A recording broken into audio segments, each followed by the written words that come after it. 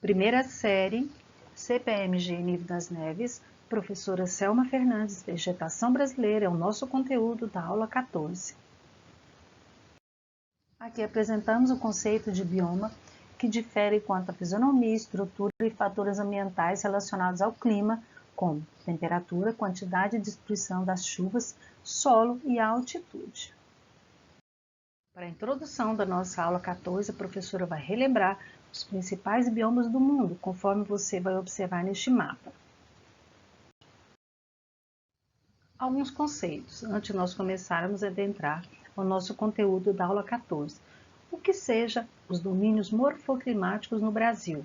Foram definidos pelos geógrafos Aziz Absaber a partir das características do clima, do relevo e da vegetação específicas do território brasileiro. As paisagens naturais de cada região apresentam características diferentes devido à sua localização geográfica, altitude e até mesmo a distância dos oceanos. No Brasil, há uma infinidade de ambientes onde se desenvolve diferentes tipos de vegetação. Com base nas semelhanças de clima, flora e fauna, as formações vegetais foram agrupadas em biomas. As áreas de interface entre dois ou mais biomas são chamadas de zonas de transição e apresentam uma combinação dos aspectos de cada bioma. Mapa mental representando os tipos de vegetação no Brasil, bem como também aqui foi apresentado neste mapa mental as interfaces, ou seja, a transição, o encontro de dois biomas. Nós temos aqui o bioma da floresta amazônica, do Pantanal, do Cerrado, Campos Sulinos, da Mata Atlântica, da Mata de Araucária, da Caatinga, das matas de cocais e os mangues litorâneos.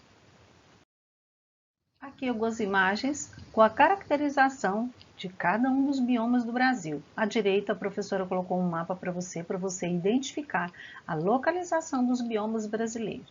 E do lado esquerdo, as imagens com as características do tipo de vegetação brasileira. 1 é a vegetação amazônica, 2 a vegetação do Cerrado, 3 a Caatinga, 4 Pantanal, 5 a Mata Atlântica, 6 os Pampas Gaúchos.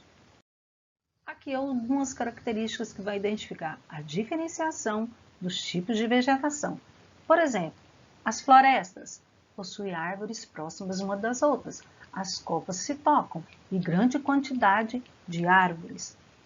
Posteriormente, nós temos a savana. A savana você vai observar com as características árvores distantes, intercaladas com arbustos e ervas, ou seja, a diferença entre floresta é que há diferença nos tipos de árvores e na quantidade de vegetação. Posteriormente, nós vamos ter o campo sem árvores e com a vegetação herbácea, ou seja, como se fossem gramíneas. Dentre os biomas do Brasil, iremos falar primeiramente o bioma da floresta amazônica, que é o que tem maior extensão territorial no Brasil, onde tem a maior floresta tropical do mundo, que está localizada em maior quantidade na região norte do Brasil. Temos também algumas características, com diversos estratos ou andares que são formados pelas copas das árvores. É uma região com alta pluviosidade, ou seja, grande quantidade de chuvas, e com temperaturas amenas e estáveis, ou seja, não é muito frio e nem tem grande variedade na questão da temperatura. Aqui uma bela imagem da floresta amazônica, ou seja, do bioma da floresta amazônica, onde você observa grande quantidade de vegetação e árvores de porte alto. E apresentamos para vocês outro bioma, o bioma da Mata Atlântica.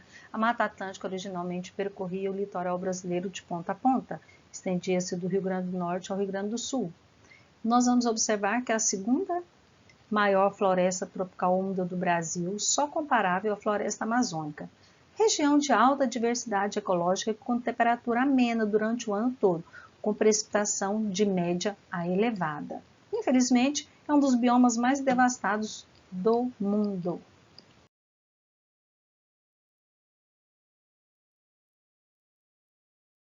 Aqui nós temos o bioma das araucárias, árvores lindas do pinhão.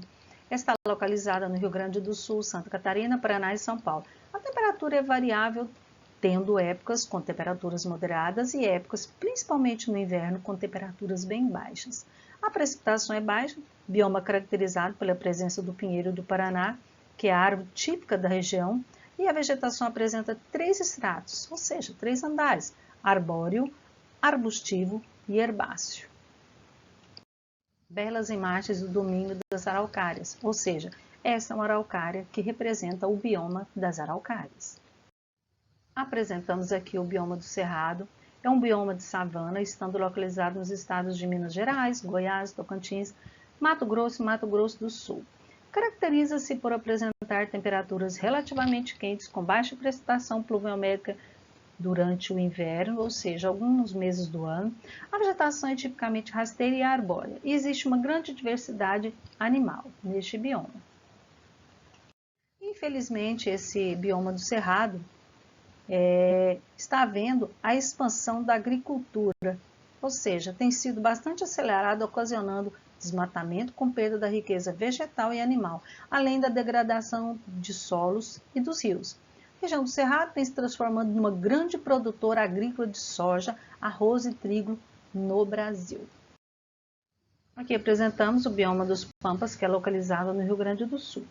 Ocupa áreas de grande planície. A temperatura apresenta valores baixos a moderados, com pouca precipitação. Aqui apresentamos o bioma da Caatinga, que está localizado nos estados principalmente do Nordeste. Bioma caracterizado por apresentar temperaturas moderadas a altas, o clima é rigoroso, com pouca quantidade de chuvas no decorrer do ano, a biodiversidade é baixa, com predominância de plantas xerófilas, ou seja, as cactáceas. Aqui apresentamos o bioma do Pantanal, localizado nos estados de Mato Grosso e Mato Grosso do Sul, além dos países Argentina, Paraguai e Bolívia. A temperatura é moderada a elevada, com boa precipitação no decorrer do ano. A biodiversidade é extremamente rica. Aqui apresentamos para vocês a localização no Brasil do Pantanal, que é a maior planície inundável do planeta. Aqui estou apresentando para vocês uma faixa de transição, que é denominada de matas de cocais. O que é uma faixa de transição? Ela pega características de 2 ou mais biomas, como é o caso dessa floresta das matas de cocais, pega a floresta amazônica, pega o cerrado, além de pegar uma boa parte da caatinga.